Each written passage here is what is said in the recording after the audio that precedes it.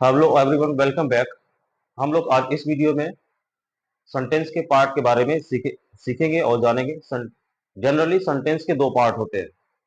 पहला पार्ट आपका सब्जेक्ट और दूसरा पार्ट आपका प्रेडिकेट कहलाता है, और इसी सब्जेक्ट और प्रेडिकेट के बारे में डिटेल में इस वीडियो में हम लोग जानेंगे और सीखेंगे। सब्जेक्ट की जो रिक्वायरमेंट बहुत ज्यादा होती है, किसी भी ट्रांसलेशन आप करेंगे वहां पे सब्जेक्ट की रिक्वायरमेंट होती है। सब्जेक्ट मीन्स कभी कभी लोग सब्जेक्ट को सही से नहीं लिखते हैं, आधे अधूरे सब्जेक्ट लिख कर ट्रांसलेशन कर देते हैं।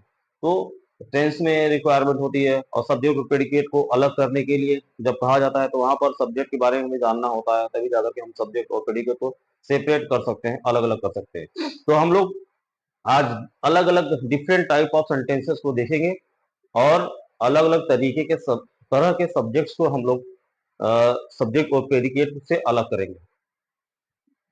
सबसे पहले हम लोग सब्जेक्ट के बारे में जानेंगे। सब्जेक्ट क्या होता है, आइए। About which it has been said in sentence. Subject क्या होता है, किसी सेंटेंस में जिसके बारे में बात कही गई होती है वह सब्जेक्ट कहलाता है। इट मीन्स सब्जेक्ट क्या होता है, एक सेंटेंस में जिसके बारे में बात कही गई होती है, या एक सेंटेंस में जो कोई भी काम को करता होता है या करने वाला होता है, उसी को सब्जेक्ट कहते हैं। Let us understand by an example. Rohan is a boy. इस सेंटेंस में देखिए किसके बारे में बात कहा गया है, रोहन के बारे में बात कहा गया है, तो रोहन हमारा सब्जेक्ट हो गया, ठीक है ना। और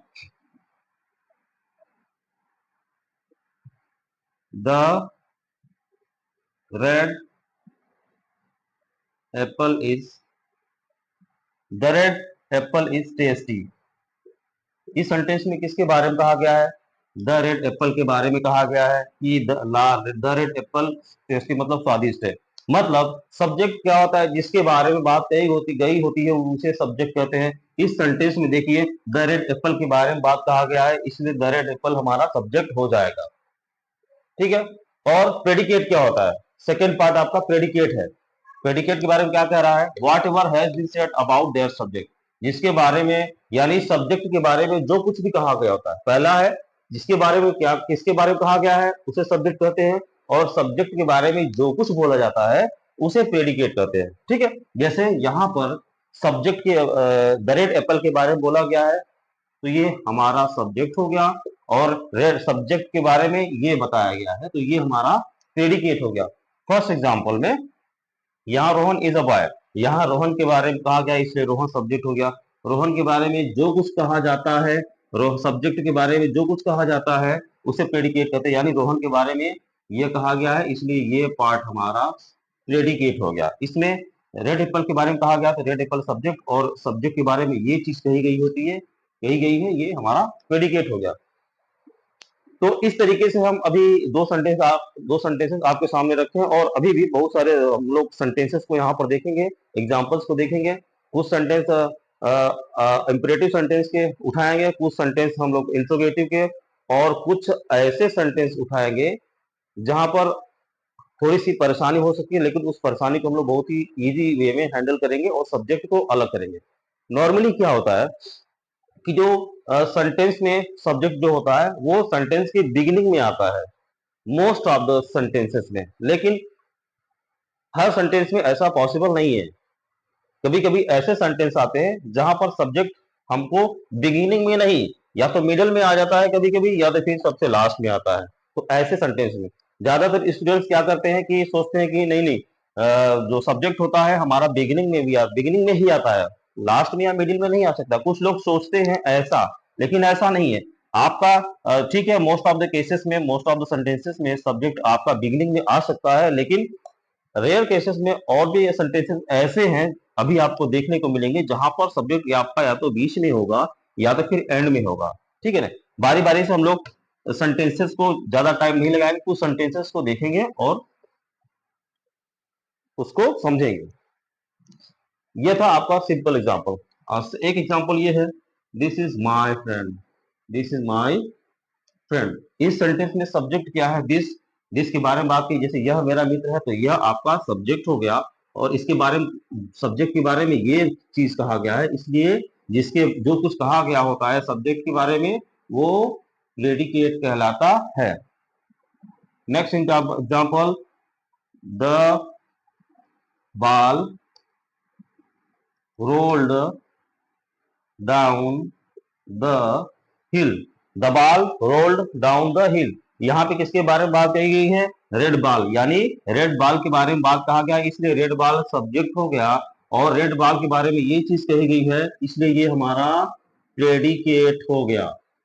यानी जिसके बारे में बात कही गई है वह सब्जेक्ट है, और सब्जेक्ट के बारे में जो कुछ कहा गया है, यहां से यहां तक कहा गया है, तो ये प्रेडिकेट हो गया। ठीक है, नेक्स्ट एग्जाम्पल। और सब्जेक्ट आपका प्रोनाउन भी हो सकता है, जैसे I, we, you, they, he, she, it. ठीक है ना। और एक बात और ध्यान दीजिए कि सब्जेक्ट आपका कोई पर्सन हो सकता है, कोई प्लेस भी हो सकता है सब्जेक्ट, कोई पर्सन भी हो सकता है सब्जेक्ट, और कोई थिंग्स भी हो सकता है सब्जेक्ट, कोई फीलिंग्स हो सकती है, कोई इंसान की कोई क्वालिटी हो सकती है सब्जेक्ट। यानी ऐसा नहीं है सिर्फ पर्सन ही सब्जेक्ट होता है। सब्जेक्ट आपका पर्सन होता है, हो सकता है, और सब्जेक्ट आपका प्लेस भी हो सकता है, सब्जेक्ट आपकी कोई चीज भी हो सकती है, उसके बारे में बात कहा जा सकता है, वो सब्जेक्ट हो जाएगा। और फीलिंग्स के बारे में बात की जा सकती है, फीलिंग्स भी आपका सब्जेक्ट हो गया। ठीक है, मैं दो तीन example in person, place, thing, feelings, animals के बारे में लूंगा।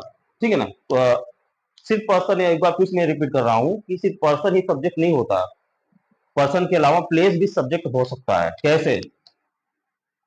Delhi is capital of India. Delhi is capital of India. Delhi Bharat की राजधानी है। यहाँ पे देखिए पर्सन थोड़ी है, यहाँ पे प्लेस है, या दिल्ली क्या है? प्लेस है। तो हमने बोला था कि भाई सिर्फ पर्सन ही नहीं हो सकता, प्लेस भी आपका सब्जेक्ट हो सकता है। तो दिल्ली के बारे में बोला गया है, दिल्ली हमारा सब्जेक्ट हो गया। और दिल्ली के बारे में क्या बोला गया है? ये हमारा प्रेडिकेट हो गया। ठीक है ना। अब कोई थिंग ले लीजिए, कोई भी थिंग ले लीजिए। My mobile is very expensive. My mobile is very expensive, इसमें क्या है? ये मेरे मोबाइल, मोबाइल नहीं, सिर्फ इसमें सब्जेक्ट क्या है? मेरे मोबाइल। तो मेरे मोबाइल के बारे में बात की गई है, तो ये हमारा सब्जेक्ट हो गया। और मेरे मोबाइल के बारे में जो कुछ कहा गया है वह प्रेडिकेट हो गया। ठीक है गाइस, ये तो मैं इस पर्सन भी हो सकता है सब्जेक्ट, प्लेस भी हो सकता है, कोई थिंग भी हो सकता है। और एक सब्जेक्ट और है, honesty is the best policy. Honesty is the best policy, ईमानदारी सबसे अच्छी नीति होती है। सॉरी, ऑनेस्टी की स्पेलिंग मैंने गलत लिख दिया, ऑनेस्टी। यहाँ पे ऑनेस्टी मतलब ईमानदारी, ईमानदारी के बारे में बात कही गई है, तो ये हमारा सब्जेक्ट हो गया। और ये हमारा यहाँ से यहाँ तक प्रेडिकेट हो गया। ठीक है, मुझे उम्मीद है सारी चीजें आपको समझ में आ रही होंगी। अब मैं कुछ सेंटेंसेस को, मैं इंपरेटिव सेंटेंसेस को लिखूंगा, और थोड़ा सा आपको इसमें आश्चर्य होगा।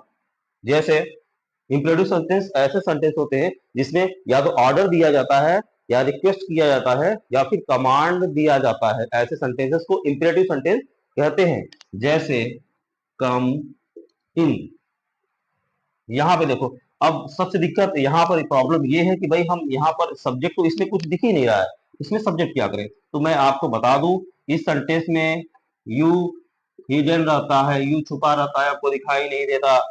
ऐसा नहीं जादू मंत्र से, नहीं, इसमें यू नहीं लगा रहता। लेकिन हमको इस इंपरेटिव सेंटेंस में जहां पर ऑर्डर होता है या कमांड होता है, उस सेंटेंसेस में हमको सब्जेक्ट यू अपनी तरफ से लिखना पड़ता है। यानी यू क्या है? हमारा सब्जेक्ट। और कम इन, कम इन क्या है? ये हमारा प्रेडिकेट है। इंपरेटिव सेंटेंसेस में यू हिडन रहता है, यू हमको अपने तरफ से लगाना पड़ता है। यानी कोई पूछेगा कम इन में सब्जेक्ट क्या है, तब बोले कम इन, कम इन इस सेंटेंस में सब्जेक्ट यू है, और कम इन ये हमारा प्रेडिकेट है। एक सेंटेंस और लीजिए, don't make a noise. Don't make a noise. इस सेंटेंस में देखिए कहीं पे सब्जेक्ट आपको नहीं दिखाई दे रहा है, लेकिन क्योंकि ये इंपेरेटिव सेंटेंस है, इसमें यू क्या रहता है, यू हिडन रहता है, यू हमको नहीं, यू आपको दिखने में नहीं आएगा, है भी नहीं। तो इस इंपेरेटिव सेंटेंस में, ऑर्डर कमांड वाले सेंटेंस में हमको यू अलग से सब्जेक्ट को बनाना पड़ता है, लिखना पड़ता है। कोई पूछेगा भैया इस सेंटेंस में, इंपेरेटिव सेंटेंस में सब्जेक्ट क्या है, तो हम लिखेंगे इंपेरेटिव सेंटेंस में सब्जेक्ट हो गया यू, और don't make a noise,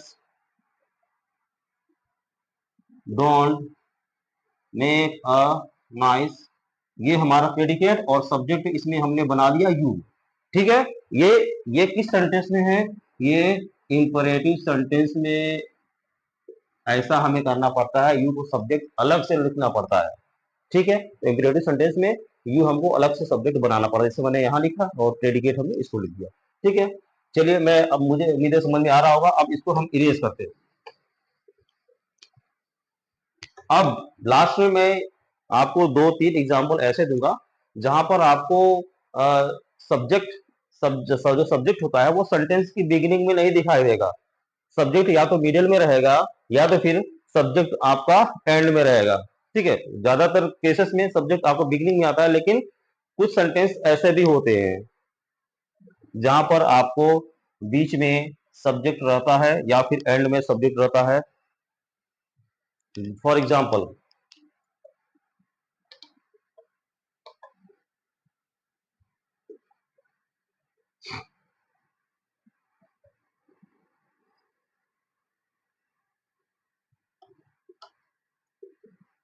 the winner the winner Thomas received the trophy। इसमें किसके बारे में बात हो रही है थॉमस के बारे में बात हो रही है, इसलिए अब इसलिए थॉमस क्या हो गया, सब्जेक्ट। ठीक है ना, कह रहा है द विनर, जो जीतने वाला थॉमस है, उसने ट्रॉफी को रिसीव किया, यानी थॉमस के बारे में बात हो रही है, इसलिए थॉमस हमारा सब्जेक्ट हो गया। और थॉमस के बारे में क्या कहा गया, रिसीव द ट्रॉफी, ये आपका ये प्रेडिकेट हो गया। दूसरा सेंटेंस देखिए, second sentence, in which you will find that the subject is at the end. After a long vacation Rohan came. After a long vacation, लंबी छुट्टी के बाद रोहन आया। अब बताओ यहाँ पे कहाँ सब्जेक्ट ढूंढोगे, यहाँ पे सब्जेक्ट कहाँ ढूंढोगे, तो एग्जैक्ट सब्जेक्ट को समझना होगा। जैसा मैंने समझाया इस वीडियो में, जिसके बारे में बात हो रही है, हम उसी को सब्जेक्ट पकड़ेंगे, चाहे यहाँ हो, चाहे बीच में हो, मिडिल में हो, या तो फिर एंड में हो। ठीक है, तो यहाँ पर देखिए सेंटेंस आपके एंड में दिखाई दे रहा है, इसलिए रोहन के बारे कर रहा है। आफ्टर लॉन्ग वेकेशन, लंबी छुट्टी के बाद रोहन आया, तो रोहन हमारा सब्जेक्ट हो गया। क्यों हो गया, क्योंकि रोहन के बारे में बात हो की जा रही है, और रोहन के बारे में क्या कहा गया है, वह प्रेडिकेट हो जाएगा। आफ्टर लॉन्ग वेकेशन, काफी लंबी छुट्टी के बाद, ये आपका प्रेडिकेट हो गया। काफी लंबी छुट्टी के बाद आया, प्रेडिकेट हो गया, रोहन के बारे में बात हो रही है, तो ये रोहन हमारा सब्जेक्ट हो गया। अब लास्ट में आपको बहुत ही वेरी वेरी इंपॉर्टेंट एग्जांपल मैं आपके सामने देने जा रहा हूं, जो कि बहुत ही इंपॉर्टेंट है, और 99% स्टूडेंट इसमें फंस जाते हैं। वो एग्जांपल क्या है, let us see.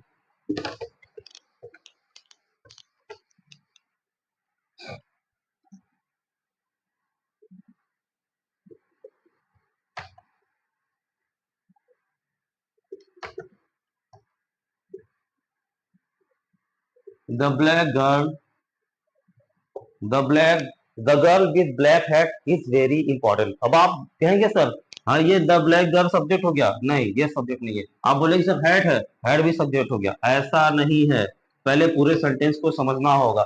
The girl with black hat, the girl with black hat, काली टोपी वाली लड़की इंटेलिजेंट है। किसका है, लड़की नहीं, काली टोपी नहीं, करा पूरा, काली टोपी वाली लड़की। कौन, काली टोपी वाली लड़की नहीं, काली टोपी वाली लड़की, ये आपका इतना बड़ा सब्जेक्ट हो गया। ठीक है ना, तो मैं ये बताना चाहता था, वेरी वेरी इंपॉर्टेंट, यही ऐसा सेंटेंस है जहां पर स्टूडेंट्स 99% आकर के फंस जाते हैं। इतना तो बड़ा। तो हमें ऐसे सेंटेंस को में सब्जेक्ट को पकड़ना होता है, पहचानना होता है। The girl with black head, काले टोपी वाली लड़की वेरी इंटेलिजेंट है। तो काले टोपी वाली लड़की ये हमारा सब्जेक्ट हो गया और ये हमारा प्रेडिकेट हो गया। ठीक है, एक और एग्जांपल देखते हैं, ये बहुत इंटरेस्टिंग एग्जांपल है। The big black dog is very dangerous. The big black dog is very dangerous. अब आप लोग सोचेंगे सर ब्लैक डॉग बीच में आया है, आपने बोला नहीं, आपने बोला था कि सर बीच में भी सब्जेक्ट, सब्जेक्ट बीच में भी आ सकता है, लेकिन ऐसा नहीं है। हमें पूरे सब्जेक्ट को, सेंटेंस को समझना होगा, तब जाके उसमें सब्जेक्ट ढूंढेंगे। The big black dog is very dangerous. कौन, किसके बारे में बात हो रही है? बड़ा काला कुत्ता के बारे में बात हो रही है, इसलिए बड़ा काला कुत्ता, द बिग ब्लैक डॉग, ये सब्जेक्ट हो गया। और ये सब्जेक्ट के बारे में ये चीज कहा गया है, तो ये प्रेडिकेट हो गया। तो ये दो एग्जांपल मैं लास्ट में आपके सामने रखना चाहता था, जहां पर लोग फंस जाते हैं। एक एग्जांपल मैं सोच रहा हूं और दे दूं।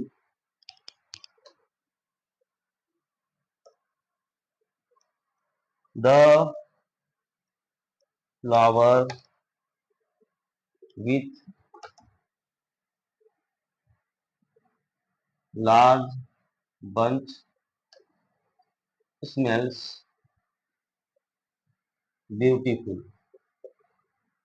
The large the flowers with large bunch, यानी बड़े गुच्छों वाला फूल।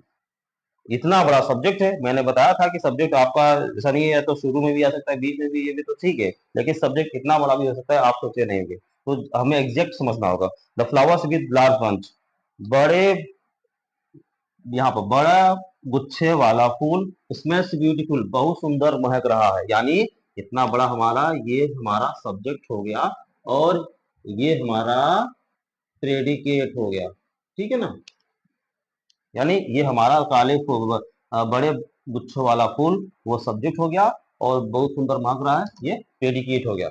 तो देखिए, मैं लास्ट में बहुत इंपॉर्टेंट चीज मैंने बताया है, ये आप लोग थोड़ा सा इसको ध्यान से देखिएगा और अच्छे से इसको पढ़िएगा। ठीक है ना, ये बहुत ही इंपॉर्टेंट है। तो मैंने एक बार मैं बहुत सारी चीजें सब्जेक्ट और प्रेडिकेट के बारे में बताई है, और अलग अलग डिफरेंट टाइप ऑफ सेंटेंसेस को यूज करके हमने यहाँ पर सब्जेक्ट और प्रेडिकेट आपको बताया है। इंप्रेटिव सेंटेंस, इंट्रोगेटिव सेंटेंस, और इस टाइप के सेंटेंस भी आपको मैंने बताया है, और सिंपल सेंटेंस हमने आपको इस वीडियो में बताया है। और इस वीडियो को देखिए और प्रैक्टिस करिए, और सब्जेक्ट प्रेडिकेट की एक्सरसाइज हो सकता है मैं अगले वीडियो में दे दूं। ठीक है, that's all, thank you very much.